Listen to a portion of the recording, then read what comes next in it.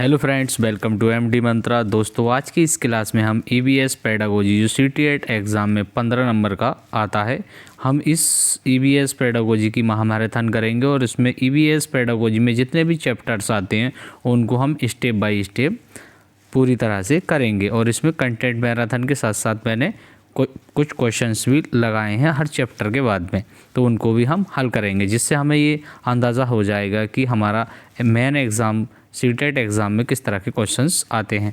तो चलिए ज़्यादा समय नहीं गवाते हुए हम इसको स्टार्ट करते हैं। पर्यावरण अध्ययन यानी कि चैप्टर नंबर 1 हम पढ़ेंगे। पहले पर्यावरण अध्ययन की अवधारणा और क्षेत्र, यानी कि पर्यावरण के अध्ययन और उसके अवधारणा के क्षेत्र के बारे में जानेंगे।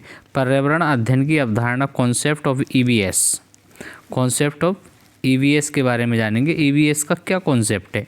ईबीएस का कॉन्सेप्ट है जी, पर्यावरण अध्ययन का अर्थ है केवल पेड़ पौधों के बारे में जानना नहीं, बल्कि अपने आसपास के जैविक बायोटिक और अजैविक एबायोटिक घटकों के बीच संबंधों को समझना। यानी कि जो आसपास के बीच हमारे बायोटिक जो जैविक हैं यानी कि बायोटिक है, अजैविक हैं जो एबायोटिक हैं यानी कि सजीव और निर्जीव के जो आपस में संबंध है उसको हमें समझना है। उसमें दिया समग्र दृष्टिकोण, होलिस्टिक व्यूज़। बच्चा अपने पर्यावरण को विज्ञान साइंस और सामाजिक विज्ञान सोशल साइंस के रूप में अलग अलग नहीं देखता। बच्चा इसको दोनों में अलग नहीं देखता, बल्कि इसे एक पूर्ण रूप में देखता है। बच्चा इसे एक पूर्ण रूप में देखता है। एनसीईआरटी का आधार है कक्षा 3 से कक्षा 5 तक। ईबीएस एक विषय के रूप में है। कक्षा 1 और 2 में ईबीएस की कोई पाठ्यपुस्तक नहीं है। वहाँ गणित इसे और भाषा में सम्मिलित किया गया है।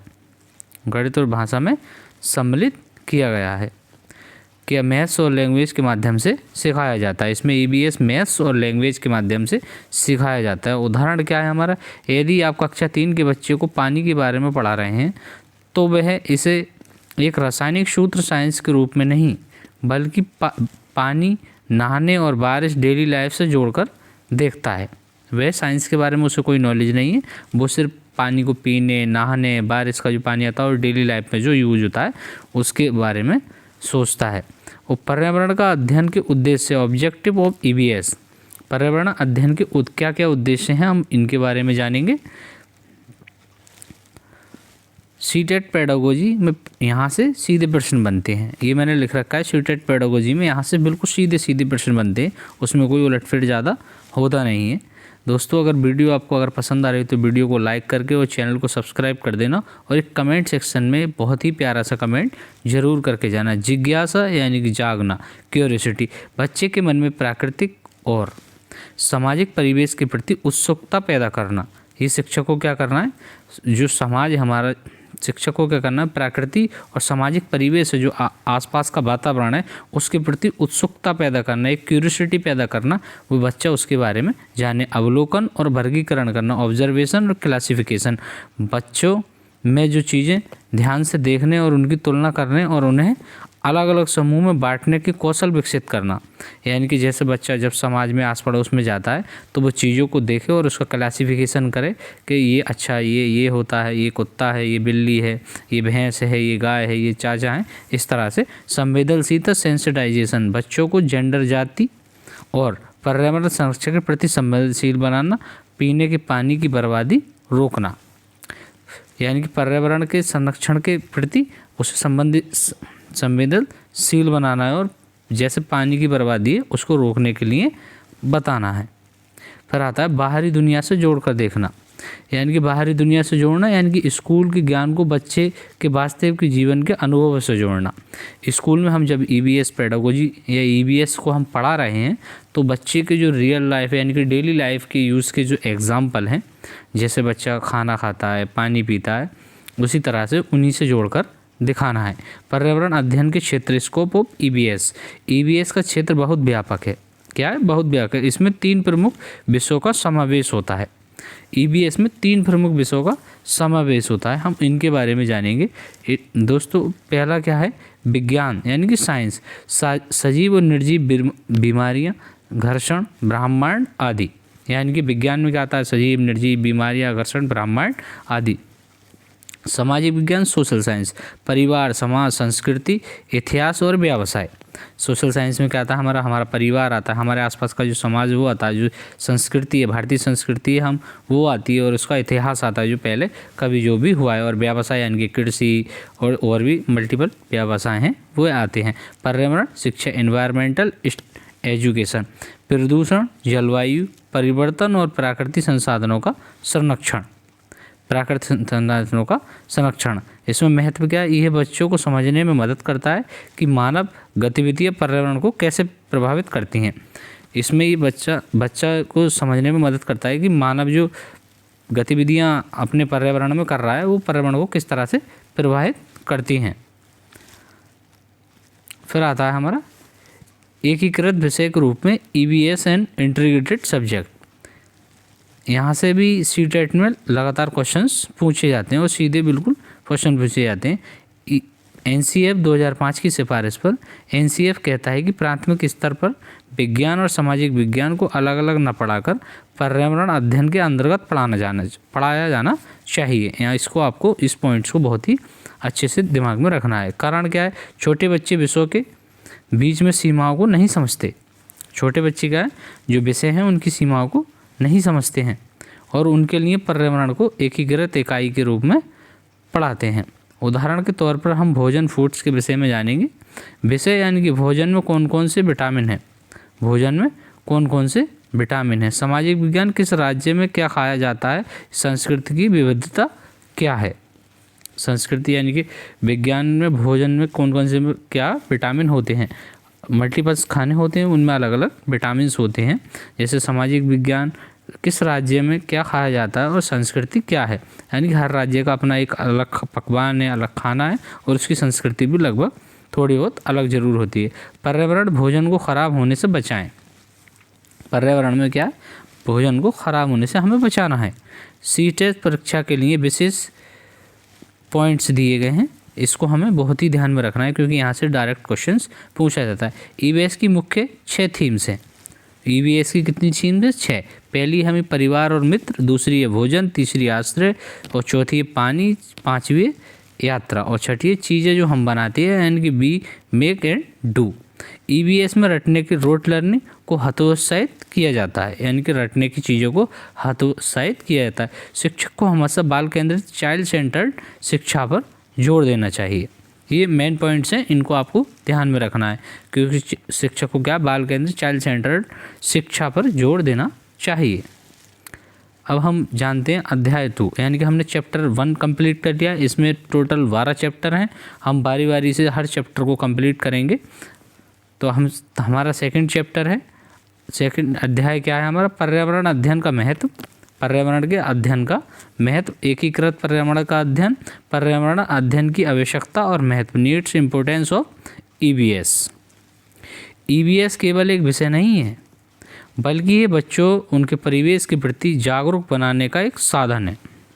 EVS क्या एक विषय नहीं है, ये बच्चों के प्रति उनके परिवेश यानी कि जो उनके आसपास का वातावरण है, उसके घर के पास का जो वातावरण, घर के पास में स्कूल है, मस्जिद है, मंदिर है, ये सारी चीज़ें हैं जो उसके पास का परिवेश है, उसको उसके बारे में जागरूक बनाने का क्या EVS एक साधन है। पर्यावरण के प्रति जागरूकता, बच्चों को ये समझना कि जलवायु और मिट्टी हमारे लिए क्यों ज़रूरी है। जलवायु और मिट्टी हमारे लिए क्यों ज़रूरी है, यानी कि जल हमारे पीने के लिए ज़रूरी है, नहाने के लिए, खाना बनाने के लिए ज़रूरी, वायु हमें सांस लेने के लिए बहुत ज़्यादा ज़रूरी है, मिट्टी हमें, खेत में अच्छी मिट्टी होगी तो हम अच्छी फसल उपज कर पाएंगे।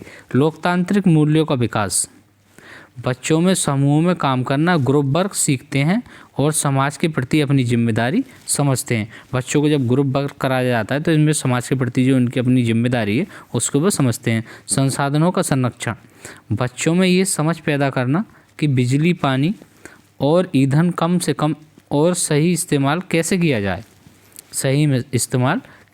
जाए। समस्या समाधान कौशल, इसकी समस्या के समाधान की क्या स्किल्स हो सकती हैं। बच्चे पर्यावरण से जुड़ी समस्याओं जैसे कचरा प्रबंधन के बारे में सोचना शुरू करते हैं। प्रबंधन के बारे में क्या, कचरे के बारे में इसका जो प्रबंधन कैसे होगा, जो कचरा है उसका प्रबंधन कैसे होगा उसके बारे में सोचना शुरू करते हैं। तो चलिए हम पॉइंट्स 2 के बारे में पढ़ते हैं। पॉइंट्स 2 क्या दे रखा है हमारा, ईबीएस में एकीकृत दृष्टिकोण यानी कि इंटीग्रेटेड अप्रोच इन ईबीएस। जैसा कि हमने पहले चर्चा की, एकीकृत का अर्थ है जुड़ा हुआ होना। प्राथमिक स्तर पर कक्षा 3-5 पर हम विज्ञान, सामाजिक विज्ञान और पर्यावरण शिक्षा को अलग अलग किताबों से नहीं पढ़ाते हैं। कक्षा 3 से 5 तक एकीकृत दृष्टिकोण के मल्टीपल्स बेनिफिट्स भी होते हैं। ऐसे बस्ते का बोझ कम करना, अलग अलग विषयों के बजाय एक ही पुस्तक, आसपास, लुकिंग अराउंड की सभी अवधारणाएं सिखाई जाती हैं। अप्रासंगिक अधिगम, कॉन्सेप्चुअल लर्निंग, बच्चा एक ही विषय के माध्यम से उनके वैज्ञानिक और सामाजिक दोनों पहलुओं को समझ लेता है। यानी कि एक ही विषय से क्या है, वो मनोवैज्ञानिक यानी कि वैज्ञानिक और सामाजिक पहलुओं को समझ लेता है। विषयगत थेमेटिक शिक्षण, एनसीएफ 2005 ने विषयों के बजाय 6 थीम्स का सुझाव दिया है। एनसीएफ ने 6 थीम्स का सुझाव दिया है ताकि शिक्षा एक सूत्र में पिरोई जा सके। क्या बताया उन्होंने, शिक्षा को एक सूत्र में पिरोया जा सकता है। एनसीएफ ने ये बात कही।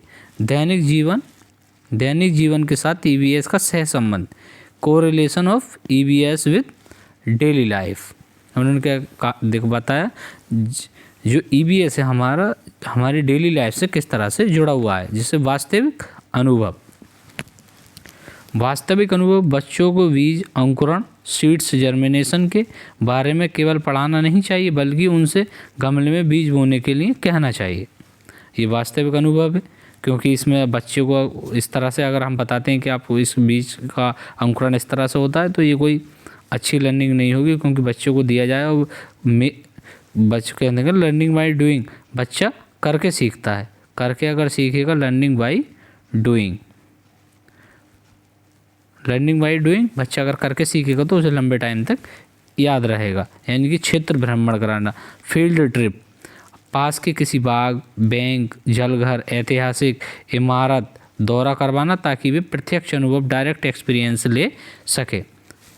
वह किसी पार्क में भी जा सकता है। कहाँ पर? पार्क में भी जा सकता है।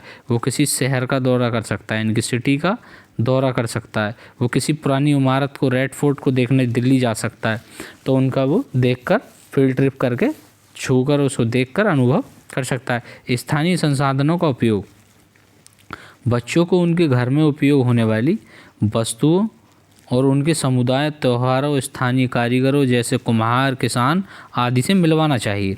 और भी मल्टीपल्स, जैसे कुम्हार है, किसान है, राजमिस्त्री है, या फिर बड़े जिसे बोलते हैं हम, सेफी है, इन लोगों से हमें मिलवाना चाहिए, जिससे बच्चा उनसे मिलकर लकड़ी किस तरह से काटा जाता है, दरवाजे किस तरह से बनाए जाते हैं, या फिर कुम्हार मिट्टी के बर्तन किस तरह से बनाता है, किसान खेत में गेहूं किस तरह से उगाता है, आलू किस तरह से उगाता है, मल्टीपल फसल्स किस तरह से उगाता है, उसके बारे में अच्छे से जान सके। उदाहरण पर देखेंगे दादी माँ के नुस्खे। ये ईबीएस कंटेंट में दिया है हमारा। दादी माँ के नुस्खे या परिवार की कहानी के माध्यम से बच्चों को जड़ी बूटियों और वंश की परंपरा, जेनेटिक्स, हिस्ट्री के बारे में सिखाना। ये हमारा उदाहरण है जो कंटेंट में ये दादी माँ के नुस्खे दिए गए हैं। यहाँ से क्वेश्चंस बन जाता है। फिर आता है पेडागोजी ऑफ स्पेशल, यानी शिक्षा के लिए निर्देश, डायरेक्ट क्वेश्चंस फॉर एग्जाम। क्या करें, क्या ना करें, do is do, don't this. बच्चों के अनुभवों को प्राथमिकता दें। बच्चे के जो अनुभव बच्चा कर रहा है उसको प्राथमिकता देनी है। केवल पाठ्यपुस्तक, टेक्स्ट बुक पर निर्भर नहीं रहना है। प्रश्न पूछने के लिए प्रोत्साहित करें। बच्चे को चुपचाप सुनने के लिए कहें, ये गलत बात होगी। गतिविधि आधारित शिक्षण, यानी कि एक्टिविटी बेस्ड लर्निंग हो। परिभाषा तथा तथ्य पर रटना, यानी डेफिनेशन, फैक्ट, ये नहीं होना चाहिए, ये गलत की पॉइंट्स होगा। स्थानीय भाषा का प्रयोग करें। स्थानीय भाषा जो जहाँ पर भी बच्चा रहता है उसकी जो मादरी भाषा यानी कि मदर टंग है उसका यूज़ करना चाहिए। कठिन वैज्ञानिक शब्दों का प्रयोग करना, यानी कठिन वैज्ञानिक शब्दों का प्रयोग नहीं करना है। अध्ययन, पर्यावरण अध्ययन और पर्यावरण शिक्षा। पर्यावरण अध्ययन एवं पर्यावरण शिक्षा। पर्यावरण अध्ययन का अर्थ क्या है? Meaning of environmental studies ES। पर्यावरण अध्ययन का मुख्य केंद्र बच्चा और उसके वर्तमान परिवेश होता है। पर्यावरण का मुख्य अध्ययन क्या? बच्चा और उसके वर्तमान परिवेश होता है। ये प्राथमिक स्तर क्लास 1 to 5 पर पढ़ाया जाता है। ये क्या? क्लास 1 to 5 में पढ़ाया जाता है। इसमें क्या करता है? इसमें बच्चा अपने आसपास के वातावरण, बायोलॉजिकल, सोशल, कल्चरल अन्वेषण यानी कि एक्सप्लोर करता है। वो उसके जो आसपास में चीज़ें चल रही हैं उसके वातावरण में जो भी सोशल कल्चरल है यानी कि किस तरह का कल्चर है उसको ऑब्जर्व करता है, उसको एक्सप्लोर करता है। उद्देश्य क्या है बच्चे का? इसमें बच्चे को उसके पर्यावरण से परिचित कराना, उनके बच्चे को उसके पर्यावरण से परिचित कराना है, उसमें समझ विकसित करनी है।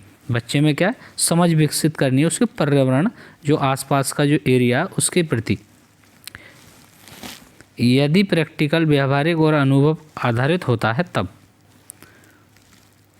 उदाहरण जानेंगे। बच्चों को ये बताना है कि हमारे आसपास कौन कौन से पक्षी हैं, वे क्या खाते हैं और कहाँ रहते हैं, इसके बारे में बताना। इससे उसके वातावरण के बारे में जानकारी होगी और जागरूकता भी बढ़ेगी। पर्यावरण शिक्षा का अर्थ।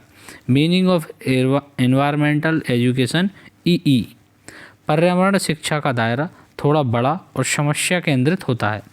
क्या बताया? पर्यावरण शिक्षा का दायरा थोड़ा बड़ा और समस्या केंद्रित होता है। यह अक्सर उच्च स्तर पर अधिक विस्तृत हो जाता है। ये क्या है? उच्च स्तर पर अधिक विस्तृत हो जाता है, यानी कि उच्च स्तर पर जाकर ये काफ़ी बड़ा हो जाता है। इसका मुख्य उद्देश्य पर्यावरण की समस्या और प्रॉब्लम्स के प्रति जागरूक करना है, यानी कि जो हमें वातावरण में रहकर अपनी समस्याएं आती हैं उनके प्रति जागरूक करना है, जिससे कि हमारे आगे जो समस्याएं आ रही हैं उनका हम समाधान अच्छे से कर पाएँ। इसमें पर्यावरण संरक्षण, कंजर्वेशन, प्रदूषण नियंत्रण और सतत विकास, सस्टेनेबल डेवलपमेंट पर जोर दिया जाता है। इसमें क्या है? संरक्षण, कंजर्वेशन और सस्टेनेबल डेवलपमेंट पर जोर दिया जाता है। इसके उद्देश्य क्या है? लोगों में पर्यावरण को बचाने के लिए आवश्यक कौशल, स्किल्स और नज़रिया, एटीट्यूड विकसित करना, यानी कि लोगों को पर्यावरण को बचाने के लिए जो आजकल पेड़ काटे जा रहे हैं उनको बचाने के लिए, जो हम पॉलीथीन का यूज़ कर रहे हैं इसको हटाने के लिए, और मल्टीपल्स ऐसी चीज़ें हैं जो समाज में पर्यावरण के लिए बहुत ही घातक हैं, तो उनके प्रति जागरूकता फैलाना और एक एटीट्यूड विकसित करना होता है। उदाहरण को ओजोन परत के छेद क्यों हो रहा है? ये ग्लोबल वार्मिंग को कैसे रोका जा सकता है? ओजोन परत में छेद क्यों हो रहा है और ये ग्लोबल वार्मिंग को कैसे रोका जा सकता है? पर्यावरण अध्ययन ES और पर्यावरण अध्ययन EE में क्या अंतर है, इसके बारे में जानेंगे। इसका आधार क्या है? आधार बेसिक स्तर लेवल 1 है। पर्यावरण अध्ययन ES यानी कि मुख्य रूप से प्राथमिक स्तर, उच्च प्राथमिक और माध्यमिक स्तर, और केंद्र क्या है इसका? पर्यावरण के बारे में सीखना। पर्यावरण शिक्षा क्या? पर्यावरण के लिए सिखाना। प्रकृति क्या है? ये विवरणात्मक डिस्क्रिप्टिव है, ये समस्या समाधान प्रॉब्लम सॉल्विंग पर आधारित है। दृष्टिकोण क्या? बच्चे के व्यक्तिगत अनुभव और अवलोकन पर आधारित है, वैज्ञानिक तथ्य और वैश्विक समस्याओं पर आधारित है। पेडागोजी के लिए विशिष्ट टिप्स के बारे में जानेंगे हम। इंटीग्रेटेड अप्रोच, याद रखें कि कक्षा 3 और 5 में हम ES और EE को अलग नहीं पढ़ाते बल्कि इन्हें एकीकृत इंटीग्रेटेड करके पढ़ाते हैं। NCF 2005 का रुख। NCF कहता है कि बच्चों को पर्यावरण के माध्यम से पर्यावरण के बारे में और पर्यावरण के लिए शिक्षा दी जानी चाहिए। इन दी इन्वायरमेंट, पर्यावरण में रहकर सीखना और भ्रमण द्वारा अबाउट द इन्वायरमेंट, पर्यावरण के बारे में जानना, ये तथ्य हैं। क्या है? तथ्य हैं। फॉर द इन्वायरमेंट, पर्यावरण के संरक्षण के लिए कार्य करना, पर्यावरण के संरक्षण के लिए कार्य करना। मैंने इसका एक क्वेश्चंस लगाया है यहाँ पर, ये क्वेश्चंस अब देख लेते हैं हम इस चैप्टर नंबर 3 का। एक शिक्षक कक्षा में बच्चों को पानी की बर्बादी रोकने के लिए पोस्टर बनाने को कहता है। यहाँ शिक्षक का मुख्य उद्देश्य क्या है? इसी तरह के क्वेश्चंस हमारे CTET एग्ज़ाम में आते हैं, तो हम इसमें देखेंगे बच्चों को ड्राइंग का ड्राइंग की सुधार कराना, यानी कि सुधारना। बच्चे को ड्राइंग तो नहीं सुधर पाएगा क्योंकि वे ईवीएस पढ़ा रहा है। ईवीएस में वाटर का क्या रोल होता है, उसको सही तरीके से कैसे यूज किया जाता है, इसके बारे में बताएगा। तो इसमें ड्राइंग का तो कोई रोल नहीं है। पर्यावरण शिक्षा, ई के प्रति बच्चों को संवेदनशील बनाना या फिर बच्चों को व्यस्त रखना। बच्चों को व्यस्त तो इसमें रखना नहीं है। केवल अनुशासन बनाए रखना, केवल अनुशासन, जहाँ पर भी केवल आएगा वो गलत ही हो जाएगा। पर्यावरण शिक्षा ई के प्रति बच्चों को संवेदनशील बनाना, यानी कि पानी की जो बर्बादी है उसके प्रति संवेदनशील बनाना बच्चों को, कि वो आगे से पानी बर्बाद ना करे। तो हमारा ऑप्शन नंबर 2 क्या है, बिल्कुल सही हो जाएगा। ऑप्शन नंबर 2 हमारा बिल्कुल सही हो जाएगा। चलिए हम नेक्स्ट चैप्टर की तरफ चलते हैं। चैप्टर नंबर 4, अध्याय यानी कि क्या है ये हमारा, ईवीएस में अधिगम के सिद्धांत, लर्निंग प्रिंसिपल। लर्निंग प्रिंसिपल, यह चैप्टर इस बात पर जोर देता है कि बच्चे कैसे सीखते हैं, ना कि शिक्षक कैसे पढ़ाता है। शिक्षक कैसे पढ़ाता है। गतिविधि आधारित अधिगम, एक्टिव बेस्ड लर्निंग, यानी कि एबीएल। इसका अर्थ है कि करके सीखना। ईवीएस गतिविधियाँ केवल खेल नहीं बल्कि सीखने का माध्यम है। ईवीएस में गतिविधियाँ क्या है, केवल खेलने का नहीं बल्कि सीखने का माध्यम है। सीखने का माध्यम है गतिविधियाँ। शिक्षक की भूमिका क्या रहती है इसमें, शिक्षक की भूमिका वह केवल एक मार्गदर्शक यानी कि फैसिलिटेटर का कार्य होता है, फैसिलिटेटर का काम करता है।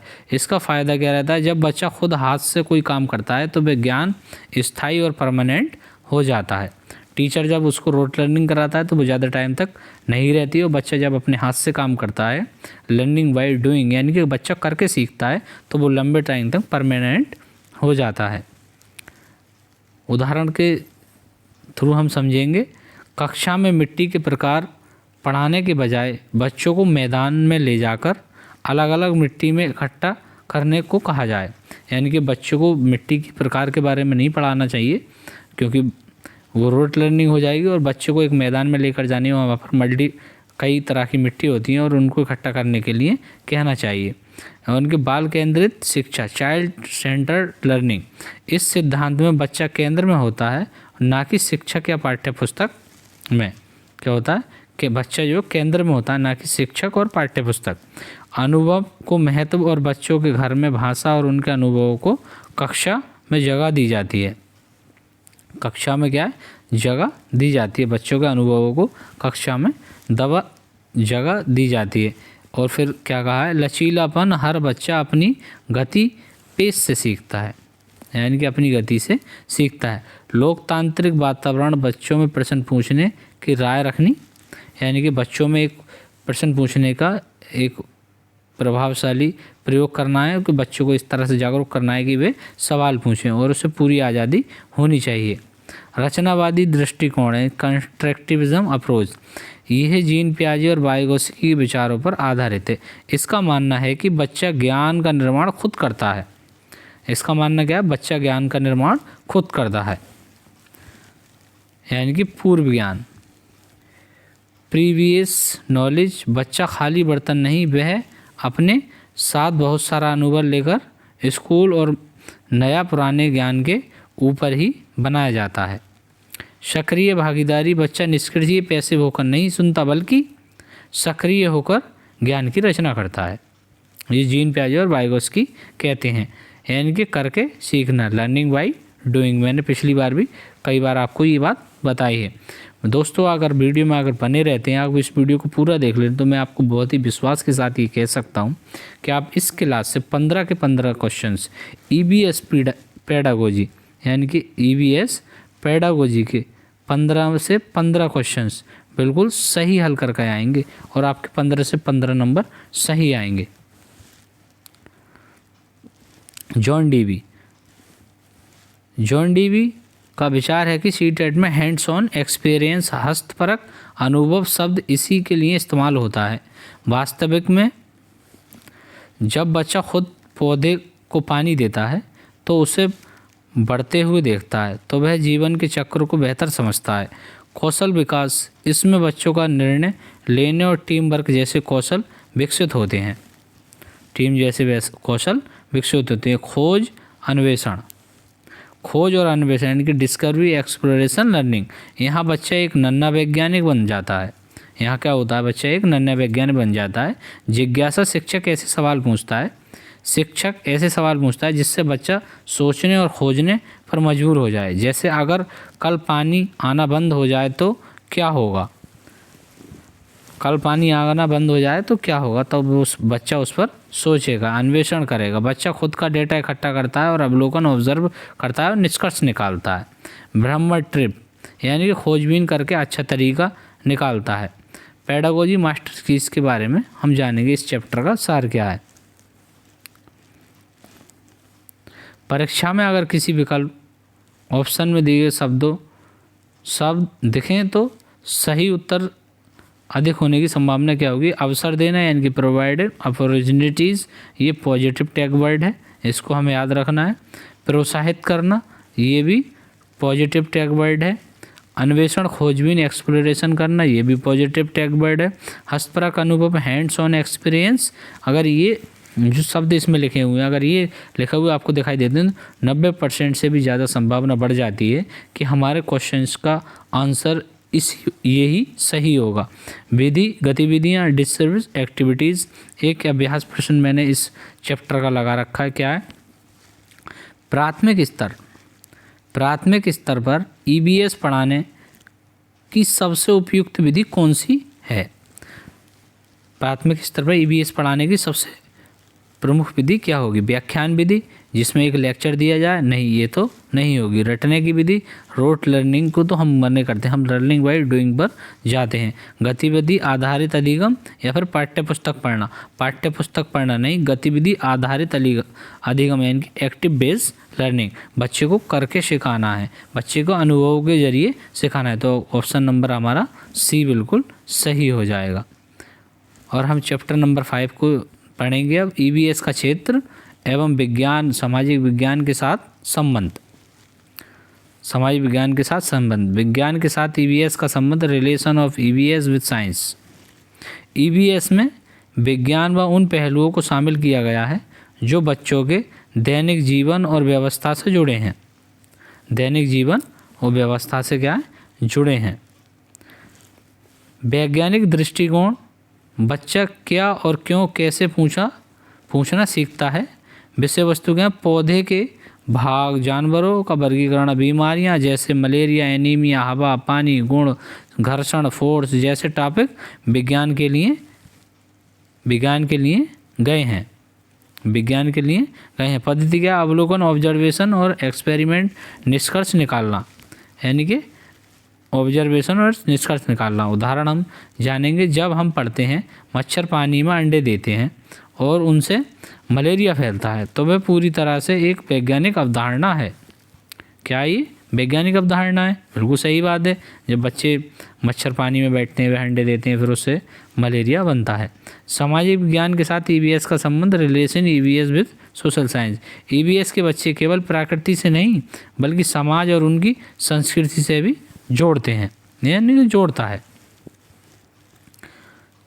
सामाजिक परिवेश, परिवार का ढांचा, विविधता और सामाजिक बुराइयों जैसे बाल विवाह, भेदभाव के प्रति संवेदनशीलता बढ़ानी है। इतिहास और भूगोल के नक्शे पढ़ाने हैं। मैपिंग, दिशाओं का ज्ञान, ऐतिहासिक इमारतें जैसे गोलकुंडा का किला और विभिन्न क्षेत्रों की जलवायु के बारे में बताना है। यानी नगरीय शास्त्र, पंचायत बैंक और सार्वजनिक संपत्तियों की सुरक्षा के बारे में भी हमें बच्चे को जागरूक करना है। उदाहरण के लिए में जानेंगे हम, उदाहरण क्या है, दादी माँ की पुरानी फ़ोटो और बदलते परिवार के माध्यम से बच्चों को इतिहास और समाजशास्त्र की समझ दी जाती है। बच्चों को दादी माँ की पुरानी फ़ोटो दिखाकर और उनके बदलते परिवार यानी कि परिवार में किस तरह से सदस्य बढ़ रहे हैं या फिर जो पुराने सदस्य हैं वो कम हो रहे हैं, उसकी समझ को दिखाया जाता है।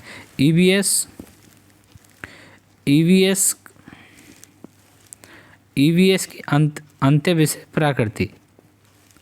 अंत्य विषय प्रकृति यानी कि मतलब है कि ईवीएस का कोई अपनी कठोर सीमा बाउंड्री नहीं है।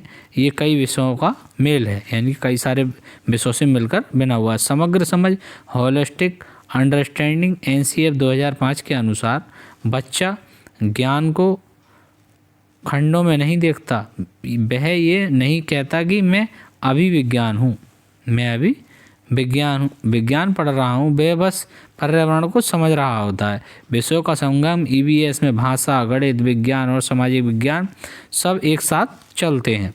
लाभ क्या होता है, इससे सीखने का बोझ कम हो जाता है और बच्चा एक ही टॉपिक के कई आयामों को डायमेंशन को समझ पाता है।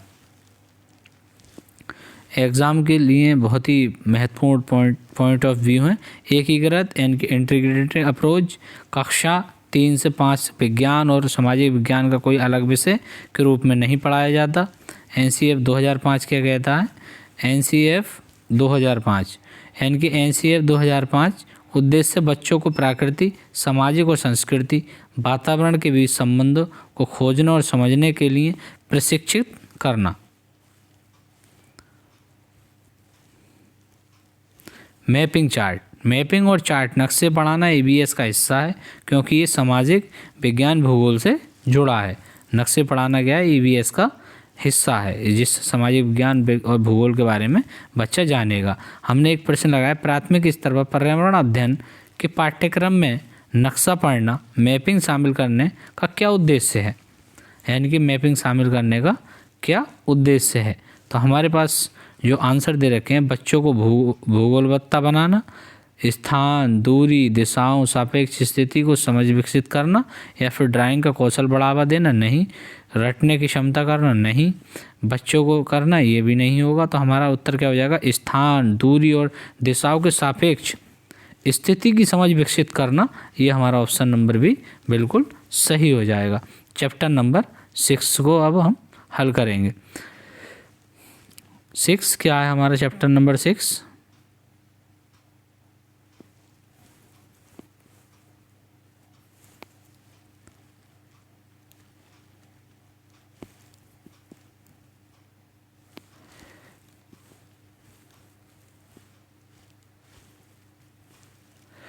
अध्याय 6 यानी कि अवधारणा को प्रस्तुत करने के दृष्टिकोण, यानी कि थीमेटिक दृष्टिकोण, यानी कि थीमेटिक अप्रोच। एनसीईआरटी ने ईवीएस के सिलेबस को पार्ट और चैप्टर्स में नहीं बल्कि 6 थीम्स में बांटा है।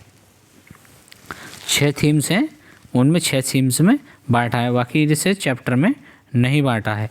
तो अब हम इसके बारे में भी जान लेते हैं। अंदाज क्या है इसका, यह गुणों और शिक्षा के बजाय कड़ी से कड़ी जोड़कर सीखने पर जोर देता है। ये क्या, टुकड़ों में शिक्षा के बजाय कड़ी से कड़ी जोड़कर सीखने के पर जोर देता है, यानी कि ये अलग अलग नहीं करता है। फ़ायदा क्या होगा इससे बच्चा एक विषय जैसे पानी और को विज्ञान, भूगोल और समाज तीनों के नज़रिए से एक साथ समझ लेता है। पानी को तीनों के एक साथ समझ लेता है। यात्रा थीम के अंदर बच्चा वाहनों के विज्ञान, टिकट और गणित के पुराने यात्रियों के इतिहास के एक साथ पढ़ता है, इतिहास का एक साथ पढ़ता है। बाल केंद्रित दृष्टिकोण, चाइल्ड सेंटर्ड अप्रोच, यहाँ बच्चा बॉस है और टीचर उसका सहयोगी है। अंदाज क्या होना चाहिए, शिक्षण बच्चे की रुचि, क्षमता और उसके सामाजिक बैकग्राउंड के प्रति होना चाहिए। खास बात क्या है, खास बात ये है इसमें बच्चे के सक्रिय अनुभव, एक्टिव एक्सपेरिमेंट्स को सबसे ऊपर रखा जाता है। उदाहरण, टीचर अपनी पसंद की कहानी सुनाने के बजाय बच्चों से उनके घर की कोई घटना सुनाने को कहता है, यानी कि चाइल्ड सेंटर्ड एजुकेशन में ऐसा होता है। पूछताछ का उपागम, इंक्वायरी अप्रोच, ये सवाल पूछने की आज़ादी का नाम है। इसमें अंदाज क्या होगा, इसमें टीचर से सवाल का सीधा जवाब देने के बजाय बच्चे को एक सवाल पूछने के लिए उकसाता है, प्रक्रिया प्रश्न करेगा, फिर डेटा इकट्ठा करेगा, फिर तर्क देगा, कौन, बच्चा। उदाहरण के थ्रू हम समझेंगे। उदाहरण क्या है, अगर हमारे शहर में अचानक सारे पेड़ काट दिए जाएं तो क्या होगा। इस एक सवाल से पूरी क्लास चर्चा शुरू कर देती है, चर्चा शुरू कर देती है। तो इसमें हमें समस्या का समाधान ढूंढना। समस्या का समाधान क्या होगा, समस्या का समाधान दृष्टिकोण क्या होगा, बच्चों को प्रॉब्लम सॉल्वर बनाना है, अंदाज बच्चों के सामने एक वास्तविक समस्या रखी जाती है और वे उसका हल ढूंढना शुरू कर देते हैं। उद्देश्य क्या हो, तर्क शक्ति, रीजनिंग और आलोचनात्मक सोच यानी क्रिटिकल थिंकिंग को बढ़ावा देता है। क्रिटिकल थिंकिंग को बढ़ावा देता है। और अब उदाहरण से हम जानेंगे। उदाहरण, स्कूल के मैदान में जमा होने वाले कूड़े कंकड़ काम में किया जाए और बच्चे मिलकर इसका प्लान बनाएंगे। प्रोजेक्ट विधि क्या है हमारी, ये किलपैट्रिक विधि के द्वारा दी गई विधि है। इसका अंदाज क्या होगा, ये एक सामूहिक ग्रुप गतिविधि है जो वास्तविक जीवन से जुड़ी होती है। ये क्या है, वास्तविक जीवन से जुड़ी होती है। इसका महत्व इसमें योजना बनाना, प्लानिंग करना, उसे लागू करना और फिर उस पर उसका मूल्यांकन करना शामिल है। उदाहरण, अपने आस पास के तालाब का सर्वे करना। बच्चे वहाँ जाएंगे, लोगों से बात करेंगे, प्रदूषण देखेंगे, फिर रिपोर्ट तैयार करेंगे, उस पर रिपोर्ट तैयार करेंगे। यानी कि रचनावादी दृष्टिकोण क्या है, कंट्रैक्टिविजन अप्रोच। ज्ञान दिया नहीं जाता, ज्ञान बनाया जाता है। अंदाज क्या होगा, बच्चा अपने पुराने ज्ञान यानी कि ओल्ड नॉलेज के आधार पर नए ज्ञान की ईंटें रखता है। टीचर का काम क्या होगा, माहौल तैयार करना, यानी कि फैसिलिटेटर का काम होगा, उसे माहौल क्या करना होगा, तैयार बनाना होगा। यानी कि टीचर का माहौल तैयार करना होगा, यानी कि फैसिलिटेटर। 5E मॉडल सीटेट के लिए स्पेशल बताया गया है। इंगेज यानी कि जुड़ना है, बच्चों को क्या है, जुड़ना है। नंबर 2 पर हम खोज करनी है। हम पहले जुड़ेंगे, फिर हम उसको एक्सप्लोर करेंगे, उसकी खोजबीन करेंगे, फिर हम उसकी व्याख्या करेंगे। जो हमने खोजबीन किया उसकी व्याख्या करेंगे, फिर हम उसका विस्तार करेंगे। फिर क्या है, हम व्याख्या का विस्तार करेंगे, फिर हम एवोल्यूशन यानी कि उसका मूल्यांकन करेंगे। इन सारी चीज़ों को हमें अच्छे से जान लें, क्योंकि इससे रिलेटेड सीटेट में हर बार क्वेश्चंस पूछा जाता है। इसके मेन पॉइंट्स क्या होंगे उनको हम देख लेते हैं। Approach, keywords of exam, thematic जुड़ाव, कॉन्टेक्टनेस, इंक्वायरी यानी कि जिज्ञासा, क्यूरियोसिटी, प्रोजेक्ट, सामाजिक वातावरण, कंस्ट्रक्टिविज्म, सक्रिय निर्माण।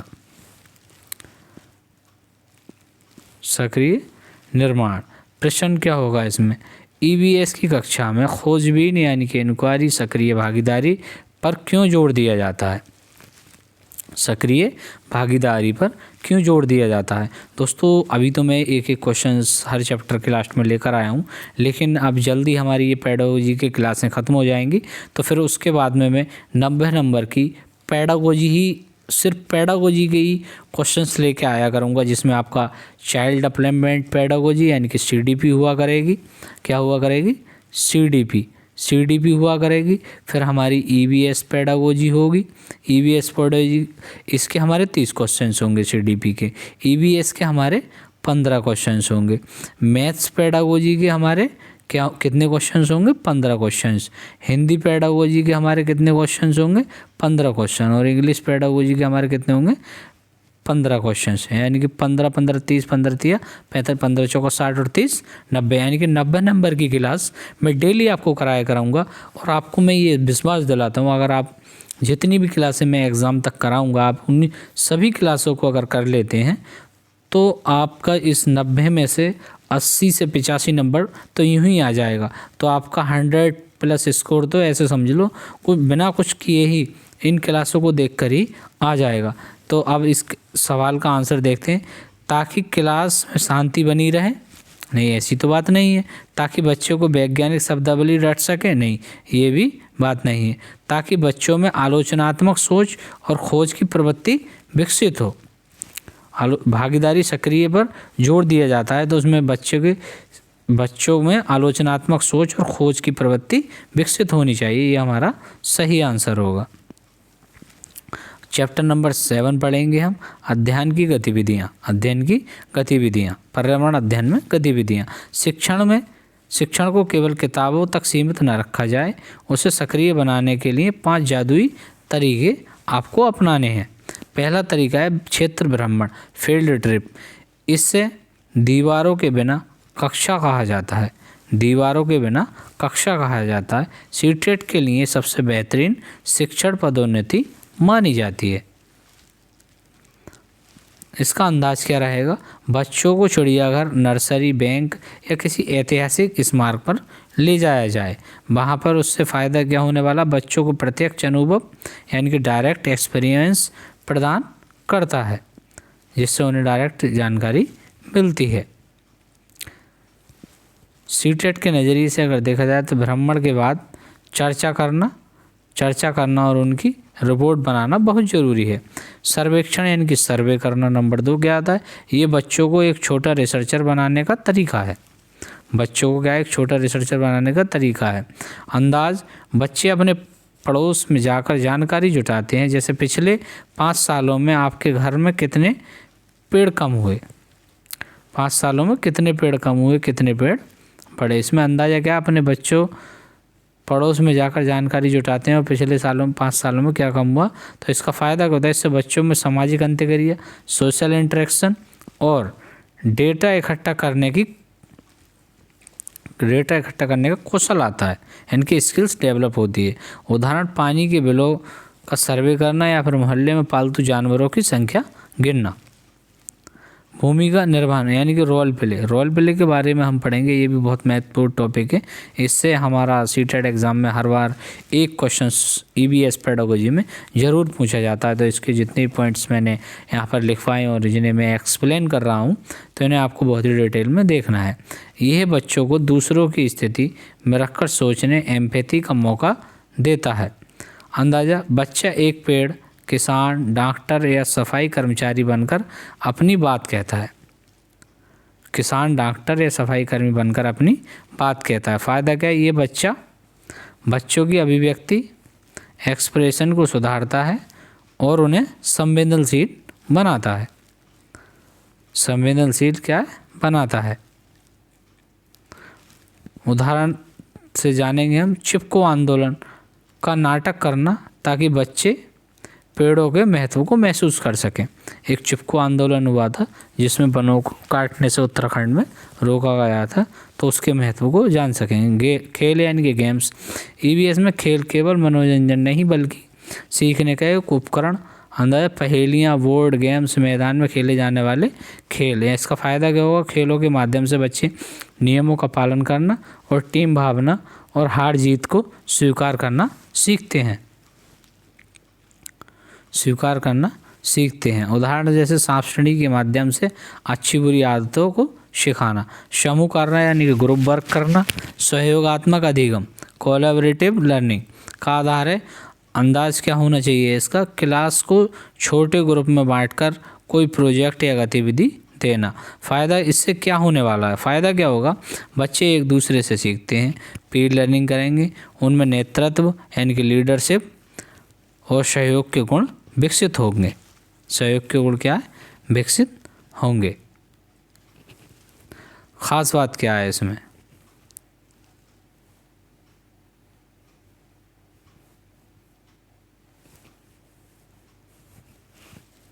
इसमें गतिविधियों के उद्देश्य, मेन पर्पस क्या है? फील्ड ट्रिप, वास्तविक दुनिया से जुड़ाएगा। सर्वे यानी कि समाज से संवाद और डेटा कलेक्शन। रोल प्ले यानी कि संवेदनशीलता और सहानुभूति बढ़ेगी। ग्रुप वर्क, सहयोग और सामाजिक कौशल बढ़ेगा। चैप्टर नंबर 8 को पढ़ लेते हैं हम। प्रयोग और व्यावहारिक कार्य, एक्सपेरिमेंटल मेंशन।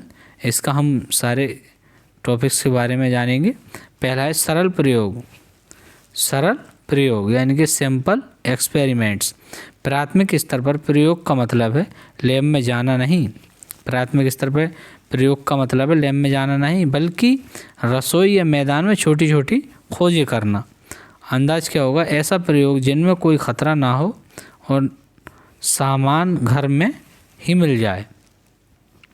सामान क्या है? घर में ही मिल जाए। इस तरह का प्रयोग करना है। इसका उद्देश्य क्या रहने वाला है? उद्देश्य होगा बच्चों के कारण संबंध, कॉज ऑफ इफेक्ट को समझने की शक्ति विकसित करना। उदाहरण, कौन सी चीज़ पानी में तैरेगी और कौन सी डूबेगी। फ्लोट यानी कि इस प्रयोग से बच्चा घनत्व डेंसिटी की अवधारणा को सहजता से समझता है। हस्तपरक गतिविधियाँ, हैंड्स ऑन एक्टिविटीज़। इसे करके सीखना लर्निंग बाय डूइंग का प्रमाण कहते हैं। इसका अंदाज क्या रहने वाला है? जहाँ बच्चा अपने हाथों का उपयोग करके कुछ बनाता है या जांचता है, यानी इसका फ़ायदा होगा बच्चों को सूक्ष्म गत्यात्मक कौशल यानी कि फाइन मोटर स्किल और मानसिक समझ दोनों बढ़ रहे हैं। हम इसके उदाहरण के बारे में जानेंगे। उदाहरण क्या है हमारा? बीजों को रुई में भिगो कर रखना, बीजों को रुई में भिगो कर रखना और हर दिन उनसे होने वाले बदलाव को छूकर देखकर महसूस करना। ऑब्जर्वेशन स्किल्स से प्रयोग का सबसे महत्वपूर्ण हिस्सा है ध्यान से देखना। अंदाज इस शिक्षक को बिना बताए केवल ये कहता है कि देखो और बताओ क्या बदला, देखो और बताओ क्या बदला। हम जानेंगे बकरियां यानी कि अवलोकन के लिए देखना ही नहीं बल्कि सूंघना, घूमना, छूना और सुनना भी शामिल है, सुनना भी शामिल है। तो ईवीएस पेडागोजी का जो ये लास्ट पोर्शन है हम इसको अब कंप्लीट ही करने वाले हैं। 10 से 15 मिनट में ये क्लास ख़त्म हो जाएगी। तो दोस्तों मैं आपसे कहूँगा कि आप अगर यहाँ तक वीडियो देखते आ गए हैं तो आप वीडियो को लाइक करके चैनल को सब्सक्राइब कर लेना और इस तरह की इन्फॉर्मेटिव वीडियो देखने के लिए बेल आइकन को प्रेस कर लेना और एक प्यारा सा कमेंट ज़रूर करके जाना है। तो उदाहरण देखेंगे हम। एक मोमबत्ती को जार से ढकने उसको बुझाना। बच्चा देखता है कि हवा ऑक्सीजन के बिना आग नहीं जलती। ऑक्सीजन के बिना क्या है? आग नहीं जलती। रिकॉर्डिंग और रिपोर्टिंग जो देखा और किया उससे संयोग रखना। अंदाज क्या होगा? छोटे बच्चे लंबी रिपोर्ट नहीं लिख सकते इसलिए उन्हें चित्र बनाने, तालिका टेबल भरने या अपनी भाषा में एक लाइन लिखने को कहा जाता है। इससे महत्व क्या होगा? इसमें बच्चों का डेटा व्यवस्थित करने की आदत पड़ती है। डाटा व्यवस्थित करने की आदत पड़ती है। एक हफ्ते में रोज़ाना सूरज के डूबने का समय नोट करना और ये पौधों की लंबाई के स्केल मापने का चार्ट बनाना, इस तरह से हम कर सकते हैं। टीचर्स की भूमिका क्या रहने वाली है? प्रयोग के दौरान शिक्षक को केवल एक सुविधादाता फैसिलिटेटर होना चाहिए और बच्चों को खुद गलती करने और उसको सुधारने का मौका देना चाहिए। एरर्स, त्रुटियाँ क्या है? प्रयोग में आकर बच्चा गलत निष्कर्ष निकालता है तो उसे डांटना नहीं चाहिए क्योंकि गलतियाँ सीखने का हिस्सा हैं। डांटना नहीं चाहिए, गलतियाँ क्या सीखने का हिस्सा हैं। विविधता प्रयोग ऐसे होने के कारण जिनके दृष्टिबाधित तो दिव्यांग बच्चे भी अपनी अन्य इंद्रियों सेंसेस का उपयोग करते हैं, अपनी सेंसेस का क्या है? उपयोग करते हैं। इसमें हमारा प्रश्न क्या दे रखा है?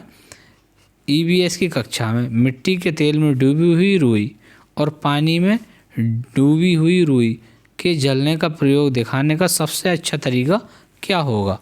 यानी कि एक रुई है, उसको पानी में डुबो रखा है और तेल में डुबो रखा है, तो इसको बताने का इस प्रयोग को दिखाने का बच्चों को सबसे अच्छा तरीका क्या होगा? केवल ब्लैक बोर्ड पर डायग्राम बनाना चाहिए? नहीं, ब्लैक बोर्ड पर डायग्राम नहीं बनाना। बच्चों को सुरक्षित दूरी पर रखकर प्रयोग का प्रदर्शन करना और उनसे अवलोकन पूछना चाहिए।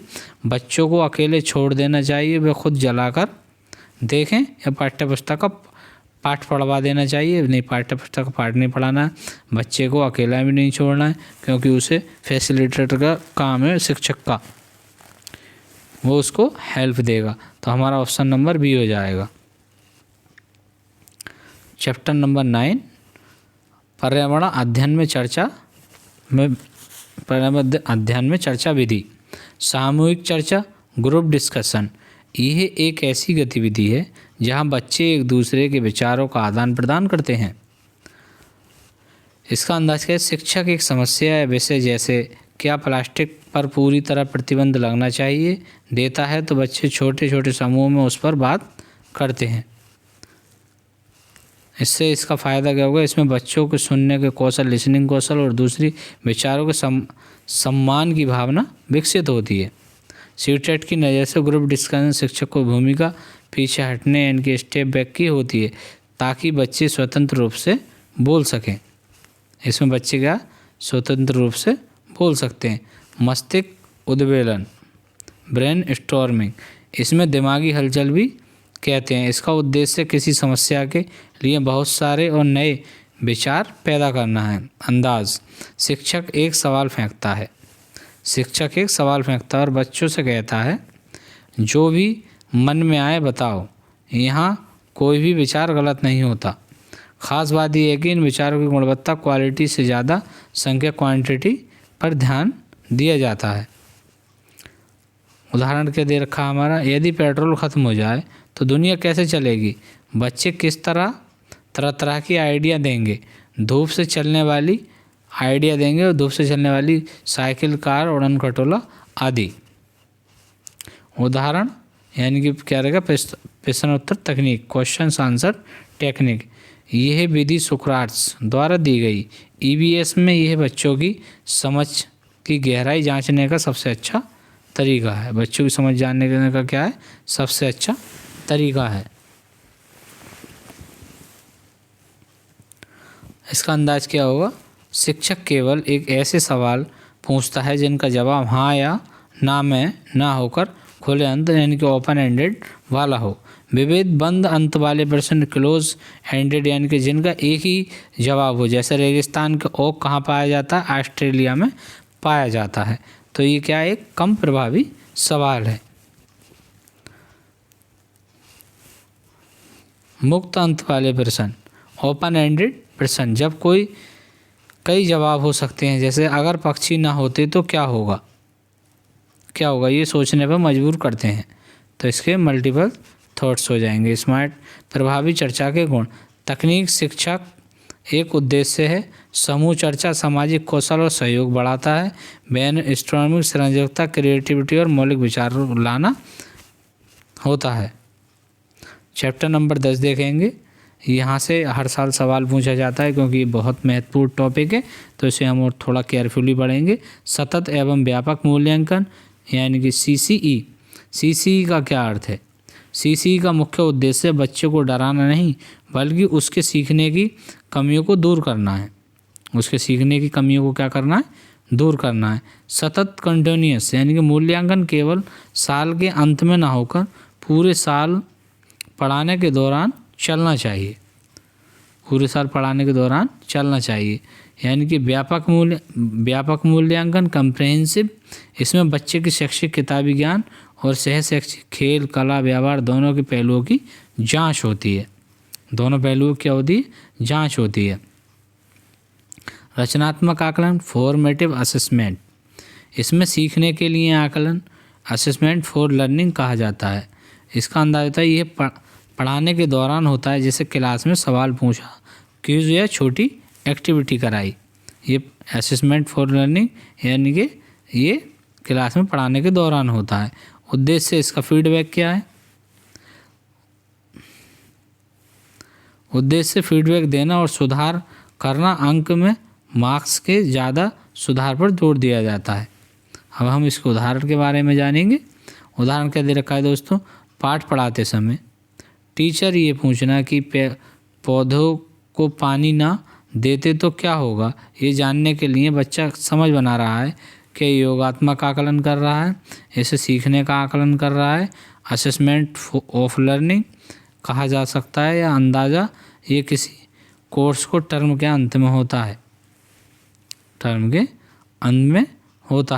उदाहरण क्या है हमारा, उदाहरण वार्षिक परीक्षा, एनुअल एग्ज़ाम या सेमेस्टर परीक्षा।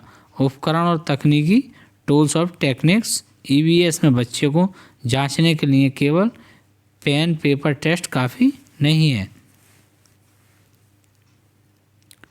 पोर्टफोलियो बच्चे के साल भर बेहतरीन काम का संग्रह सबसे महत्वपूर्ण टूल है।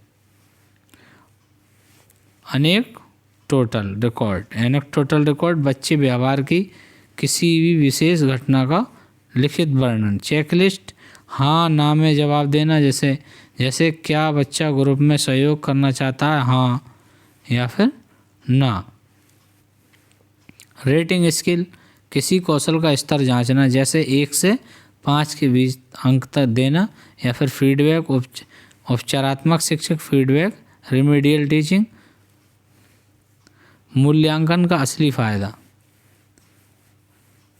मूल्यांकन का असली फ़ायदा तभी है जहां निदान और उपचार हो।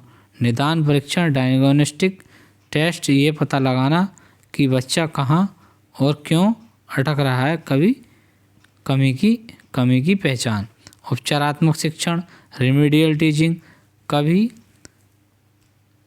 कमी का पता चलने के बाद उसे दूर करने के लिए दोबारा पढ़ाना या अलग तरीके से समझाना चाहिए। सीटेट के पहले डायग्नोसिस पहचान होता है और ये रेमेडी इलाज होता है। रेमेडी क्या है? इलाज होता है। शब्द हम जानेंगे असेसमेंट फॉर लर्निंग, पढ़ने के दौरान आकलन। इसे फॉर्मेटिव असेसमेंट भी कहते हैं। असेसमेंट ऑफ लर्निंग, अंत में यानी कि समेटिव बच्चे की प्रगति का क्रमिक रिकॉर्ड। पोर्टफोलियो बच्चे की प्रगति का क्रमिक रिकॉर्ड। रेमेडियल टीचिंग, सीखने की कमियों को दूर करना। हमारा प्रश्न दे रखा है इनमें, एक शिक्षक अपनी कक्षा में बच्चों के काम का एक पोर्टफोलियो तैयार करता है। इससे सबसे बड़ा लाभ क्या होगा? बच्चा का जब पोर्टफोलियो तैयार करता है तो इससे लाभ क्या होगा? ये है बच्चों में डराने के लिए है? नहीं, डराने के लिए नहीं है। ये शिक्षक का काम बढ़ा देता है? नहीं। ये समय के साथ बच्चे को विकसित और क्रमिक प्रमाण देता है। ये बात सही हो जाएगी, तो ऑप्शन नंबर सी सही हो जाएगा। यह केवल अंक देने का आधार है। ये क्या है? केवल अंक देने का आधार है। ये चैप्टर बहुत महत्वपूर्ण है, हम इसके बारे में जानेंगे और इसको बहुत ही डिटेल में पढ़ेंगे। तो दोस्तों, अगर वीडियो पसंद आ रहा हो तो वीडियो को लाइक करके चैनल को सब्सक्राइब करना और एक प्यारा सा कमेंट सेक्शन में कमेंट भी करके जाना है। क्या है हमारा? शिक्षण सहायक सामग्री, टीचिंग एड्स, पाठ्यपुस्तक टेक्स्ट बुक, यानी कि एनसीएफ 2005 के अनुसार पाठ्यपुस्तक को ज्ञान का एकमात्र स्रोत नहीं माना जाना चाहिए। विशेष एनसीईआरटी की ईवीएस किताबें परिभाषाएं या तकनीकी शब्द नहीं बल्कि कहानियाँ और कविताएं हैं।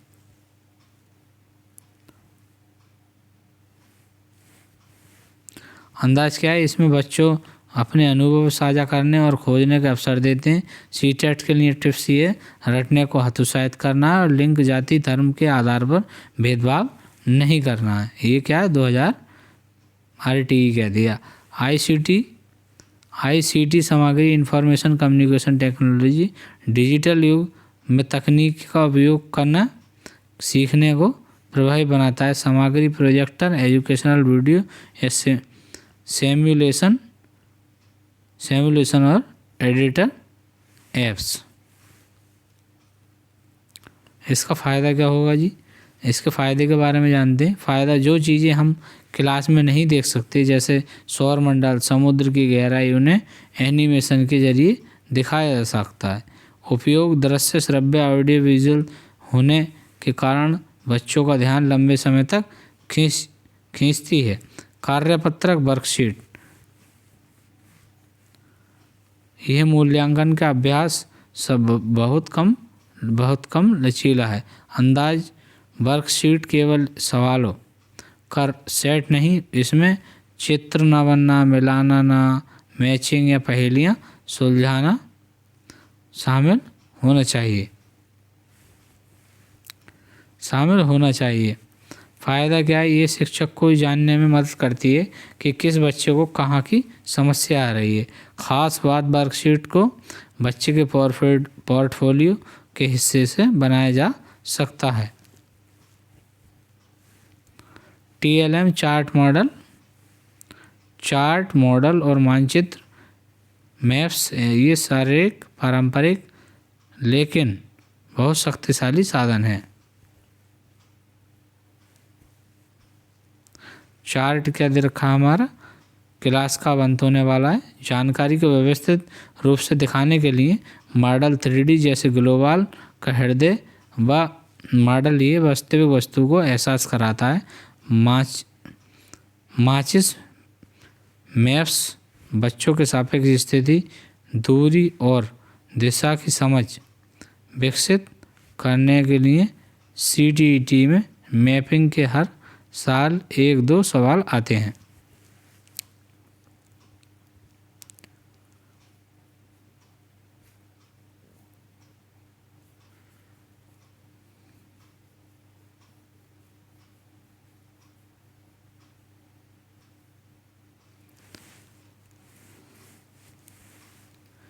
EVS में भाषा एक बहुत बड़ा पुल है। अगर भाषा कठिन होगी तो बच्चा विज्ञान नहीं समझ पाएगा। कठिन शब्दावली अगर किताब में वाष्पीकरण एक्सप्लोरेशन जैसे भारी शब्दों का प्रयोग बिना समझाए किया जाए तो बच्चा डर जाता है। मातृभाषा बनाम स्कूली भाषा। यदि बच्चे की घर की बोली और स्कूल की भाषा अलग है तो वह अपने पर्यावरण के अनुभव को व्यक्त नहीं कर पाता। समाधान NCF 2005 कहता है कि प्राथमिक स्तर पर बच्चे के स्थानीय भाषा का सम्मान होना चाहिए। समस्या शिक्षक समाधान बेस्ट एक्शन संसाधनों की कमी और शून्य लागत जीरो कॉस्ट स्थानीय सामग्री का उपयोग करना भ्रांतियाँ और चर्चा प्रत्यक्ष अनुभव और प्रदान करना। भाषा की कठिनाई सरल भाषा चित्र संकेतों का उपयोग करें। बड़ा सिलेबस विषयों को एकीकृत इंटीग्रेटेड करके पढ़ाएं। प्रश्न हमारा क्या देख कर है, आपकी कक्षा में कुछ बच्चे बादलों को जीवित मानते हैं क्योंकि वे चल सकते हैं। एक शिक्षक के रूप में आप क्या करेंगे? उन्हें बताएंगे कि वे गलत और चुपचाप करा देंगे। उनकी इस धारणा को स्वीकार करेंगे और चर्चा के माध्यम से जीवित और निर्जीवित के रूप में प्रयोग होते हुए स्पष्ट करेंगे, या फिर उन्हें रटने की परिभाषा कहेंगे, इस बात को अनदेखा करेंगे। तो ऑप्शन नंबर बी हमारा सही हो जाएगा। आज का इस thanks watching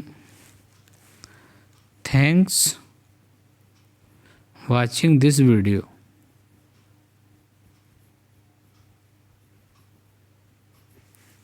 thanks watching this video.